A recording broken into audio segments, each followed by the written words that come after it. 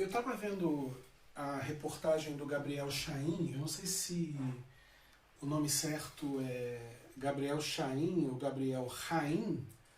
Ele é um repórter correspondente da Globo News e do Jornal Nacional, do Grupo Globo.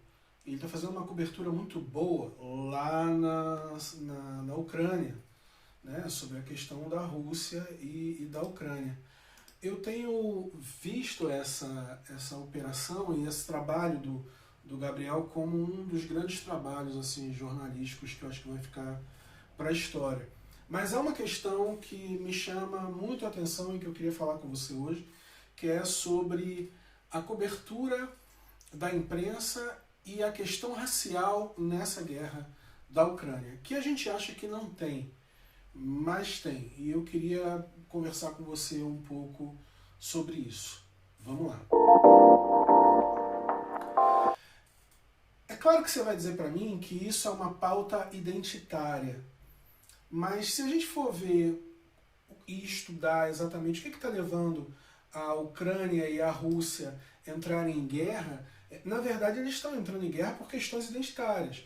Você vê todo o tempo os russos dizendo viva a Rússia, precisamos manter nossa identidade, porque antes era a União Soviética, antes era o Império. Isso tudo é identidade, isso tudo é cultura. Ninguém está discutindo gás, ninguém está discutindo minério. Não tem essa discussão de minério e gás entre russo e ucraniano. Tem entre russo e alemão, mas entre russo e ucraniano isso não existe. O que está tendo a discussão entre russo e ucraniano é exatamente sobre identidade.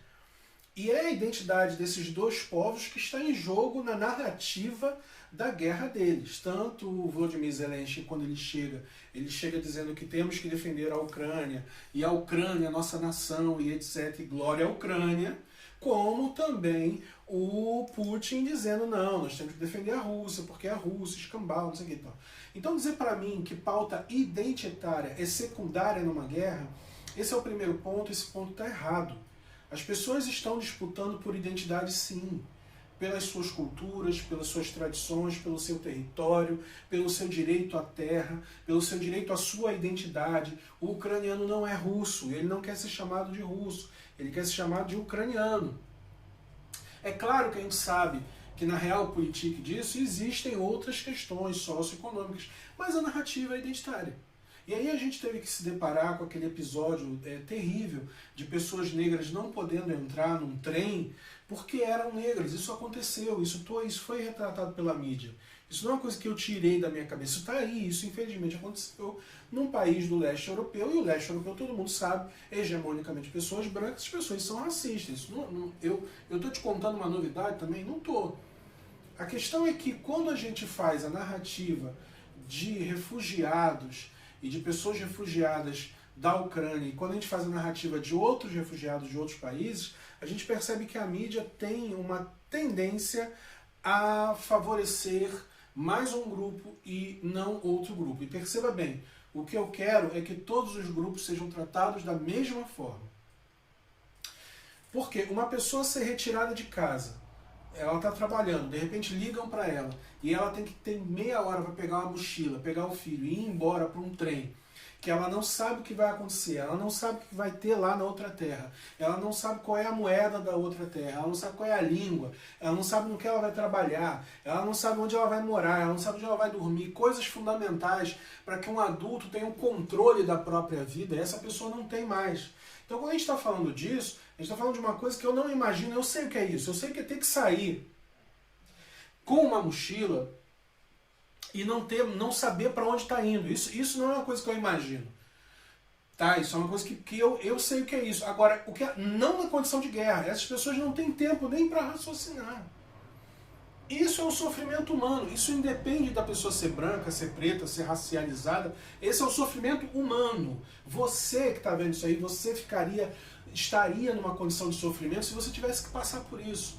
Ok, só que isso também acontece na Síria.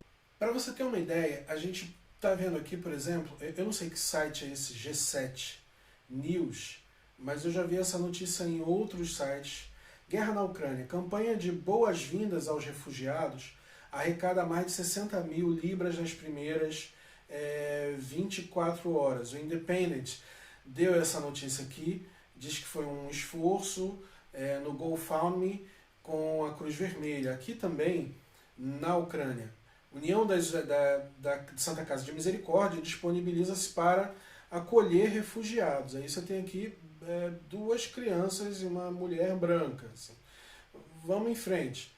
A Polônia abre as portas para mais, esse aqui é o Isto É, para mais 1 milhão de refugiados na Ucrânia. Tem pessoas brancas aqui retratadas dessa maneira. Aqui você tem, aqui já é diferente, aqui eu já separei do Politize a questão dos refugiados que vieram pelo mar, inclusive, e são refugiados que vieram do continente africano, e esses aqui no caso são da Síria.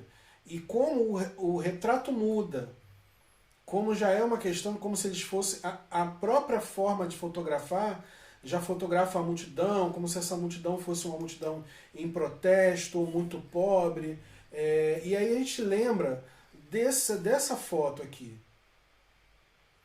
A gente lembra disso. Isso é uma coisa que precisa ser...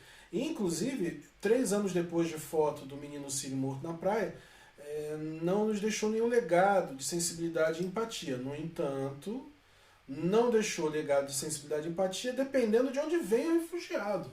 Veja, eu não quero aqui tirar dessa criança que você está vendo aí o direito dela ser protegida. Pelo contrário, eu acho que ela tem que ser protegida. O que me chama a atenção é como a mídia e como a gente observa uma empatia com um determinado grupo e não com o outro. Isso é que me chama a atenção. A gente não tem aqui, em Portugal, por exemplo, o mesmo tratamento de pessoas que vieram de outros países em guerra, o que está tendo com ucranianos, por exemplo. A África e o Oriente Médio e o Sul Global, eles passam também por guerras provocadas pela Europa, com armas que a Europa leva para esses lugares. E essas pessoas, quando saem de lá com uma mochila na mesma condição, elas não são documentadas aqui, elas não recebem documentos, elas não recebem apoio, elas não recebem nada. Eu acho que não está errado o ucraniano receber isso. Acho que está errado é a gente selecionar para quem, com quem a gente tem empatia. E isso é uma questão racial, sim, isso é uma questão que precisa ser debatida. E você, brasileiro que está querendo fazer guerra lá na Ucrânia, eu vou pegar em armas, eu vou proteger a Ucrânia, não sei o quê. Você fala isso, mas você não pega um galão de 1/4 de tinta para pintar o muro de uma pessoa lá em Cidade de Deus. Você não vai numa favela levar nem 1 quilo de feijão, mas você quer ir guerrear na Ucrânia. Quer dizer, é um grande pacto da branquitude proteger a Ucrânia como está sendo protegido, que eu acho que todo mundo deveria ser protegido dessa forma, só que não é. E por que não é?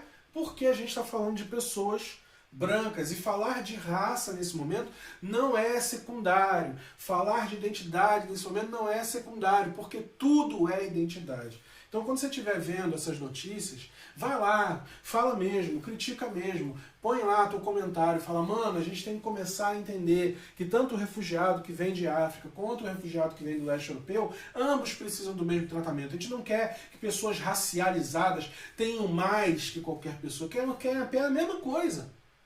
E a Europa é mestre em racializar todo mundo. Eu aqui na Europa sou racializado. Todo mundo, você abre a boca, o chinês, o asiático, todo mundo, o africano, o indiano, todo mundo aqui é racializado. Então eles estão trazendo ucranianos para cá, protegendo os ucranianos. Ótimo, eu aplaudo isso. Só que quando acontecerem outras ondas migratórias em razão de guerra, que essas pessoas também sejam abrigadas, mesmo que a cor da pele não seja a cor da pele do poder.